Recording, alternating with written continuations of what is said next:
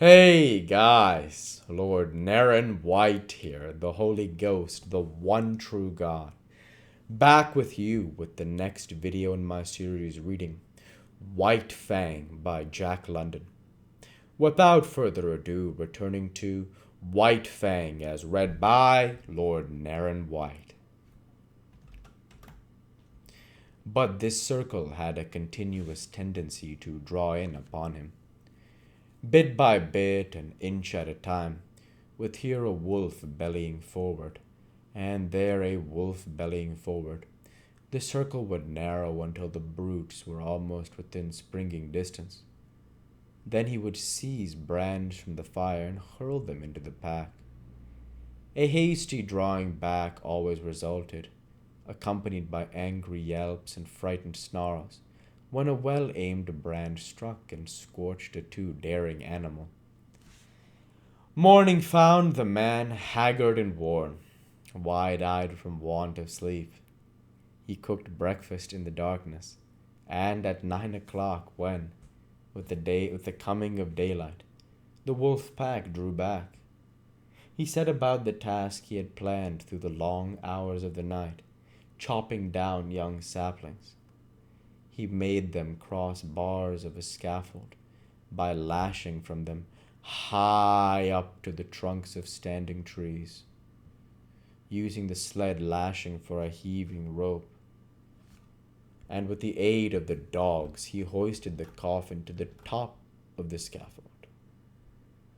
"They got Bill and they may get me, but they'll sure never get you, young man," he said, addressing the dead body in its tree sepulchre. Then he took the trail, the lightened sled bounding along behind the dogs, for they, too, knew that safety lay open in the gaining of Fort McGurry.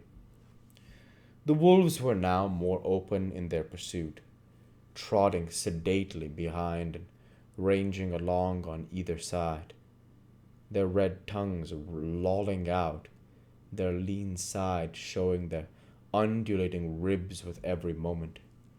They were very lean, mere skin bags stretched over bony frames, with strings for muscles, so lean that Henry found it in his mind to marvel that they still kept their feet and did not collapse forthright in the snow. He did not dare travel until dark. At midday, he only did the sun warm the southern at midday not only did the sun warm the southern horizon, but it even thrust its upper rim, pale and golden, above the skyline. He received it as a sign. The days were growing longer, the sun was retreating.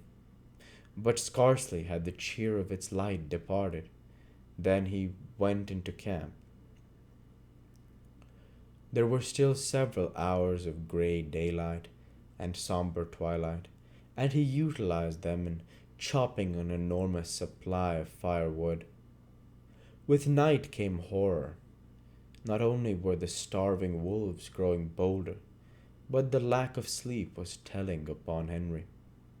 He dozed despite himself, crouching by the fire, the blankets about his shoulders, the axe between his knees, and on either side, a dog pressing close against them. He awoke once and saw in front of him, not a dozen feet away, a big gray wolf, one of the largest of the pack.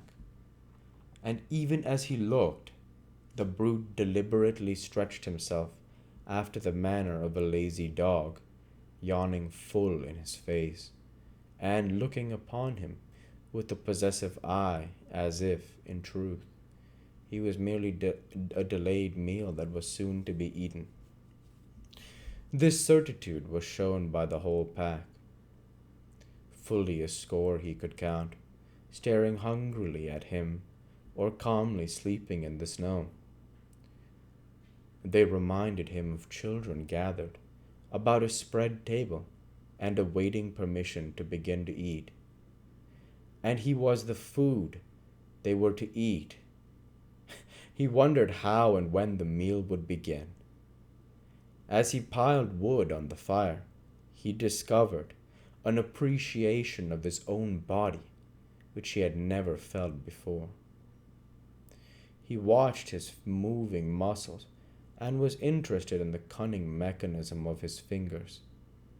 By the light of the fire, he crooked his fingers slowly and repeatedly, now one at a time, now all together, spreading them wide or making quick gripping movements.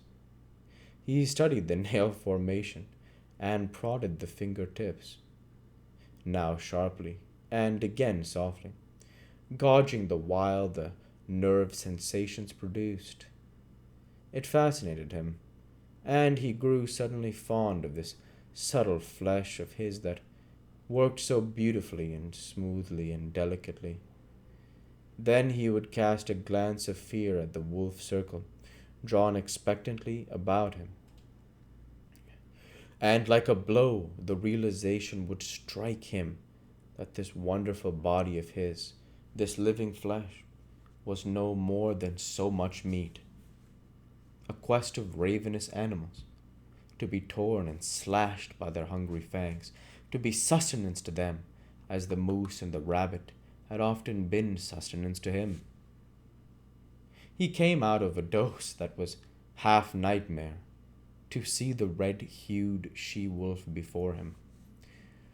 She was not more than half a dozen feet away, sitting in the snow and wistfully regarding him. The two dogs were whimpering and snarling at his feet, but she took no notice of them. She was looking at the man, and for some time he returned her look. There was nothing threatening about her. She looked at him merely with a great wistfulness, but he knew it to be the wistfulness of an equally great hunger. He was the food, and the sight of him excited in her the gustatory sensations. Her mouth opened, the saliva drooled forth, and she licked her chops with the pleasure of anticipation. A spasm of fear went through him. He reached hastily for a brand to throw at her, but even as he reached, and before his fingers had closed on the missile, she sprang back into safety, and knew that she was used to having things thrown at her. She had snarled as she sprang away, baring her white fangs to their roots, all her wistfulness vanishing, being replaced by a carnivorous malignity that made him shudder. He glanced at the hand that held the brand, noticing the cunning delicacy of the fingers that gripped it, how they adjusted themselves to all the inequalities of the surface, curling over and under and about the rough wood, and one little finger, too close to the burning portion of the brand, sensitively and automatically writhing back from the hurtful heat to a cooler gripping place, and in the same delicate instant he seemed to see a vision of those same sensitive and delicate fingers being crushed and torn by the white teeth of the she-wolf. Never had she been so fond of this body of his as now, when his tenure of it was so precarious. All night, with burning brands, he fought off the hungry pack. When he dozed, despite himself, the whimpering and snarling of dogs aroused him. Morning came, but for the first time the light of day failed to scatter the wolves. The man waited in vain for them to go. They remained in a circle about him and his fire, displaying an arrogance of possession that shook his courage born of the morning light. And we'll go ahead and stop there for this week. As usual, I want to say thank you for watching, and I hope you enjoyed. Please like, comment, and subscribe, as it greatly helps the channel. Light be with you all. Take care and thanks again.